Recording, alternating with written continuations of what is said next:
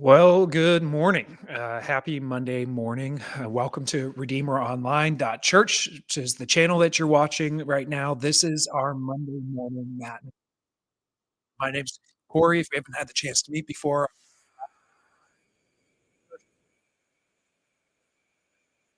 and practice the Christian faith, especially if you don't go to church right now. And if that's something you're interested in, you want more on that, go ahead and click that link to join the email list because that's going to let you know whenever we're publishing new videos, give you prompts to be able to jump on with us and to also have some time of reflection, some tools to help you along in your spiritual journey. If you want personalized, customized help when it comes to your faith walk, and you want some clarity and direction, I'd be happy to meet with you individually, and we can talk that together so that you can gain clarity on how it is that you'd like to grow spiritually in your life. And if you appreciate what we're doing here at Redeemer Online and you haven't started already doing this, would you consider becoming a monthly financial supporter? The only way we get to do this and keep doing it is through the generosity of people like you. So if this is meaningful to you, or you believe that this would be a meaningful project for other people to be blessed by or benefited from, would you go ahead, click that link, and become a monthly donor? That would be so deeply appreciated as we continue to do this work of trying to meet people where they're at with the Christian faith. This morning, you've jumped onto the live stream for our Monday morning matins, and if you're new, the best way for you to participate is by clicking the link to download the PDF that you see there in the video description, and you can follow along with all of the prayers and readings that we're going to do. The other thing you need to do is grab yourself a pen and a notebook, and take th- take that with you as we sort of walk through this together because I don't know about you, but I often find it's a lot easier to organize my thoughts instead of just in quiet, silent reflection to actually write stuff down. And so, if that's helpful to you, go ahead and grab a pen and a piece of paper or a journal so that you can write and reflect along with us. Um, Lastly, matins. What is matins? Matins is just a Latin word that means morning. But in monastic communities, the word matins became the catch-all term to refer to a set list of readings, prayers that they would use at the beginning of every single day, and reflecting on these readings and prayers would help to raise their awareness to, their divine meaning and significance in life, to raise their awareness to God's work in their life. And so we've sort of co-opted that, and we're using it every Monday morning to gather around for our live stream. So we're going to begin with our greeting. O Lord, let my soul rise up to meet you as the day rises to meet the sun. Glory to the Father, and to the Son, and to the Holy Spirit, as it was in the beginning, is now, and will be forever.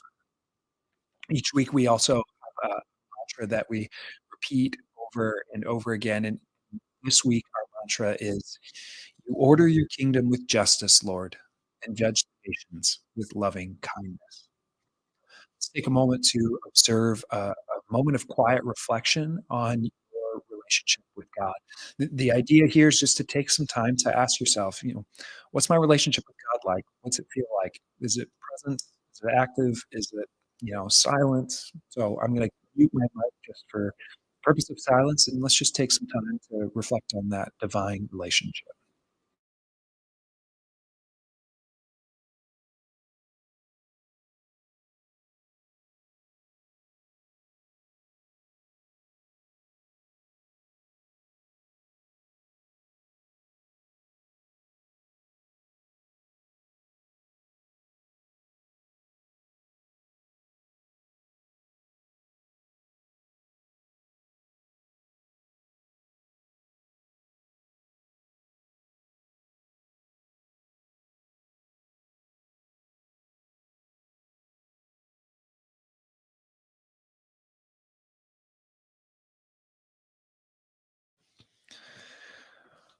Our first reading this morning comes from the Psalms, and the Psalms are this ancient collection of songs and poems that give expression to the entire breadth of experience. This morning's psalm reading comes from Psalm 119, verses 17 to 20. Deal bountifully with your servant, that I may live and keep your word. Open my eyes that I may see the wonders of your law. I am a stranger here on earth. Do not hide your commandments from me. My soul is consumed at all times with longing for your judgments. You order your kingdom with justice, Lord, and judge the nations with loving kindness. We're going to be reading from the book of Genesis for our Old Testament reading. And the book of Genesis is the first book you'll find if you're new to the Bible, the first book at the very beginning. And that's because it contains the origin story for the people of God, told from their perspective about who they are and who they believe God. And this comes from Genesis 27 and 28. When 2 full years had passed, Pharaoh had a dream. He was standing by the Nile when out of the river came up 7 cows, sleek and fat, and they grazed among the reeds. And after them 7 other cows, ugly and gaunt, came up out of the Nile and stood beside those on the riverbank. And the cows that were ugly and gaunt ate up the 7 sleek and fat cows. Then Pharaoh woke up. He fell asleep and had a second dream. 7 heads of grain, healthy and good, were growing on a single stalk. After them, 7 other heads of grain sprouted, thin and scorched by the east wind. The thin heads of grain swallowed up the 7 healthy, full heads. And then Pharaoh woke up. It had been a dream. In the morning, his mind was troubled by all this. So he sent for all the magicians and wise men of Egypt. Pharaoh told them his dream, but no one could interpret them for him. Then the chief cupbearer said to Pharaoh, "Today I'm reminded of my shortcomings. Pharaoh was once angry with his servants, and he imprisoned me and the chief baker in the house of the captain of the guard. Each of us had a dream that same night. Each had a meaning of its own. Now a young Hebrew was there with us, a servant of the captain of the guard. We told him our dreams, and he interpreted them for us, giving each man the interpretation of his dream. And things turned out exactly as he interpreted them to us. I was restored to my position. The other man was impaled. You order your kingdom with justice, Lord, and judge the nations with loving kindness." Our New Testament reading comes from the letter to the Hebrews. The Hebrews was written for mostly Jewish Christian communities, and it was written during times of crisis to encourage them in their faith. The whole point of the letter is that when life went completely awry and wrong, the letter was supposed to encourage them to stick together as a group and to encourage one another, not abandon their newfound Christian faith to go back to their old ways of dealing with life. By faith, Moses' parents hid him for 3 months after he was born because they saw that he was no ordinary child and they were not afraid of the king's edict. By faith, when Moses had grown up, by faith, Moses, when he had grown up, refused to be known as the son of Pharaoh's daughter. He chose to be mistreated along with the people of God rather than to enjoy the fleeting pleasures of sin. He regarded disgrace for the sake of Christ as of greater value than the treasures of Egypt because he was looking ahead to his reward. By faith, he left Egypt, not fearing the king's anger. He persevered because he saw him who is invisible. By faith, he kept the Passover and the application of blood so that the destroyer of the firstborn would not touch the firstborn of Israel. By faith, the people then passed through the Red Sea, dry land. When the Egyptians tried to do so, they were drowned. By faith, the walls of Jericho fell after the army had marched around them for 7 days. By faith, the prostitute Rahab, because she welcomed the spies, was not killed. Those who were disobedient. Hebrews 11, verse 23 to 31. You order your kingdom with justice, Lord, and judge the nations with loving kindness. We don't just read words from the scriptures, but we also each week consider words from history. And these words come from a former United Nations Secretary General who served from 1953 to 1961 as a peace advocate. His name is Dag Hammarskjöld. In our era, he said, the road to holiness necessarily passes through the world of action. We're just gonna take a quiet moment then to observe, uh, for excuse me, we're gonna take, a quiet moment. We're gonna observe a quiet moment to consider these words from the past. So once again, I'm gonna mute my mic and leave that quote up too so that you can see it. Not just these words from tag, but also the scriptures. What I encourage you to do is just as you kind of read through those, if you downloaded the PDF or as you listened, take some time to ask yourself, what did I like about it? What resonated with me? What rubbed you the wrong way? What did you not? Questions does it raise for you? What does it say about who God is? And and lastly, is there any portion of this that you feel applies to your life this week? So let's take some time for reflection.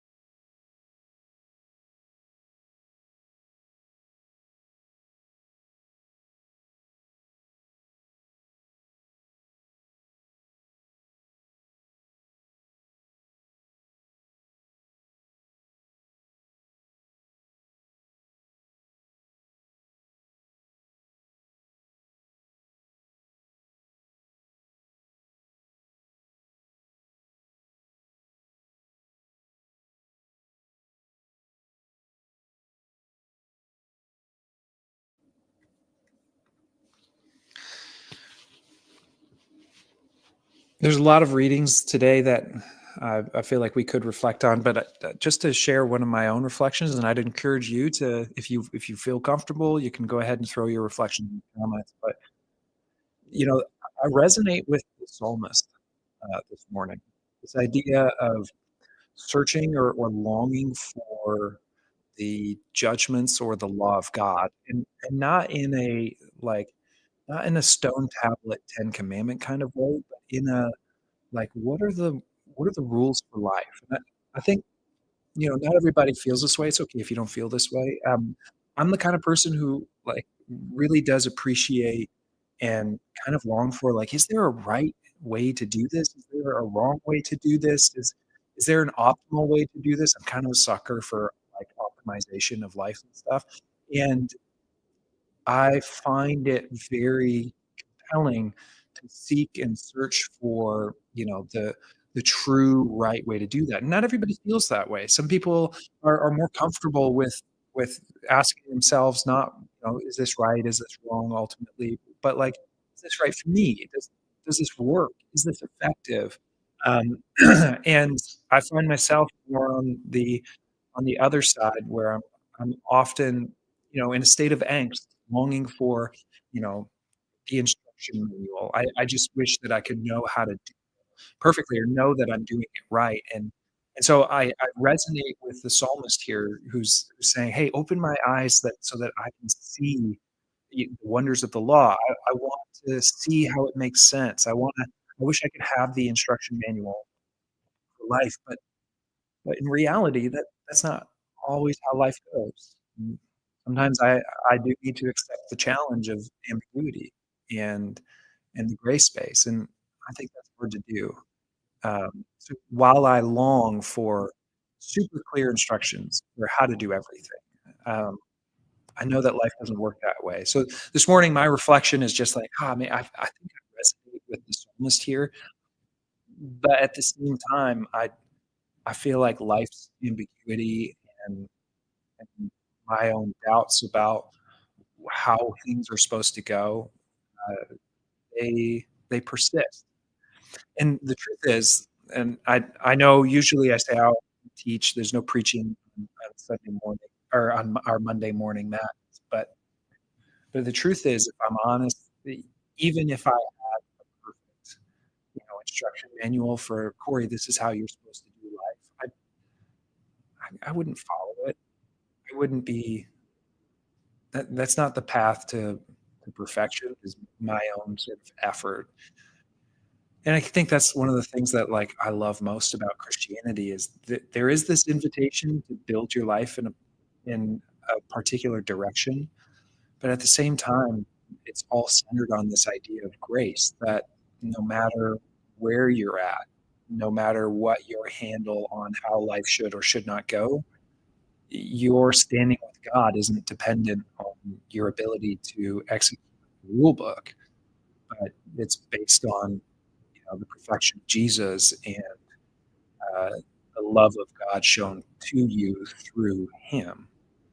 And I appreciate that deeply, even as I sort of struggle and wrestle with what does it mean to live well or to live right. Um, take from that what you will. These are just Monday morning reflections. But we're going to continue our time with prayer now, and I want to take some time to pray for some people in your life, and um, let's see. There we go. Take some time to pray for people in your life. Maybe the best way to do that is to, write that down in your notebook. Keep a log, asking if you want to thank God for stuff in people's lives. Maybe you want to, lift some needs before God, some stuff you're really desiring for your friends. And as always, before we start doing that together, and again, it'll be some quiet time silence. Before we start doing that, I just want to say, hey, look, even if you're not sure whether or not God hears prayers, God's moved by prayers and acts differently because of prayers, whether or not you think prayers, quote, are effective or work, um, I think at the very least, when we take time to pray for others, it does something to us. It raises our sort of awareness to the needs, joys, and the people in our life. And then we can actually be moved to action to support those people. So whether or not God does something, you're not sure about that, hey, that's okay. I do think God does something, but if you're not sure, that's okay. I still think praying for people is a valuable um, activity. So we're going to do that now, and I'll mic again, so you don't have to hear all the background noise. But let's take some time to pray for one another.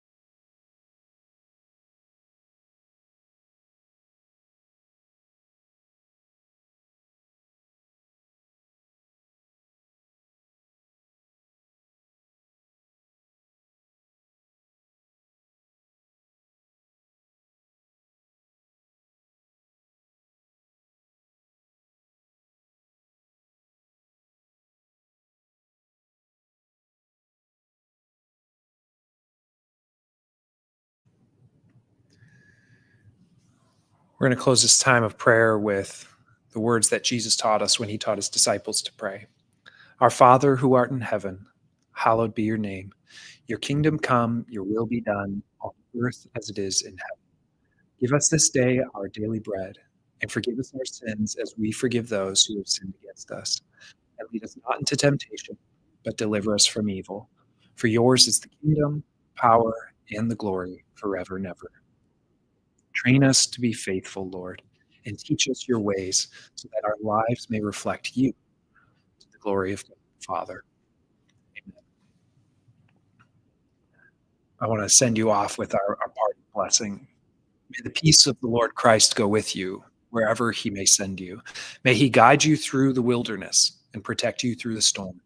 May he bring you home rejoicing at the wonders he has shown. May he bring you home rejoicing once again to our doors. Friends, thanks for hanging out this morning for our Monday morning matins.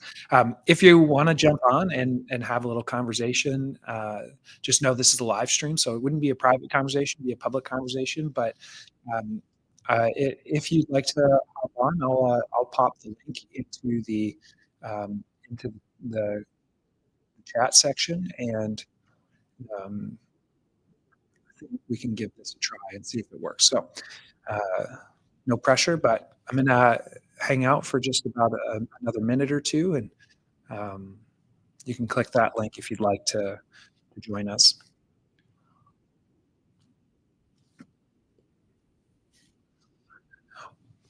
While you're considering that, before I go, I just want to again remind you that the whole goal here for Redeemer Online is to help people understand and practice the Christian faith, to have an opportunity that's outside the walls of the conventional church. Because listen, I get it. I get that for a lot of people, you maybe have really good reasons for why conventional church either isn't working for you, or maybe you've disaffiliated, or maybe just because of some disability you can't get into it. Whatever your reason, uh, this is what Redeemer Online is for. It's for you. So I hope that you find this all helpful. I hope that you find it hopeful. Again, if you don't want to miss out on anything we're doing here, click the link to join the email list down in the description below. And um, if you want to get more one-on-one interaction, I'd be happy to sit down on just a private video call, and we can talk about your faith journey. We could talk about, what it looks like for you to grow as you move forward. And then again, lastly, hey, this only happens because of the generosity of people like you. And so, if this has been meaningful to you, if this channel is meaningful to you, or to people that you know and love, and you want to support the work we're doing here, then there's a link for donating down in the description below as well. Um, with that, I'm going to shut down the stream, and we'll see you on the screen or maybe in the emails a little bit later. Have a good day, everybody.